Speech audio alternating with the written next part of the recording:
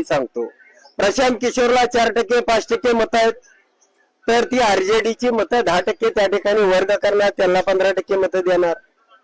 तेज प्रताप यादव हे वेगळ्या बाजूने लढतायत, त्यांना सुद्धा या काँग्रेसची आणि आरजेडीची मतं 5% पडणार असतील तर त्यांना 10% वर्ग करणार. एकूण मतदान 30% झालं, 5% इधर उधर जातील. समजा राहिले किती, 35% मतदान, 65% मतदान राहिलं. 65 मध्ये आरजेडीला 35% मतदान दाखवतील आणि बीजेपीला 30% मतदान दाखवतील. पण आरजेडीचे उमेदवार आहेत ते लाखाच्या फरकाने 50 उमेदवार निवडून आणतील आणि भारतीय जनता पार्टी मात्र आपले उमेदवार आहेत ते 20,000 10,000च्या फरकाने, पण सत्तेचं गणित 115चं लॉजिक जुळवणारे त्या ठिकाणी किंवा 110चा आकडा जुळवणारे असतील.